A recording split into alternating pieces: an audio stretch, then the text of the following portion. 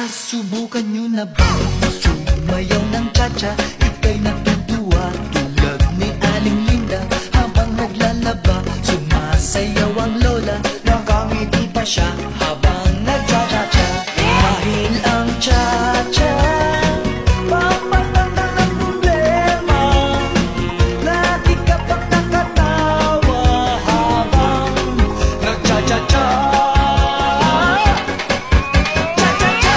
Kaliwat kanan nyo lang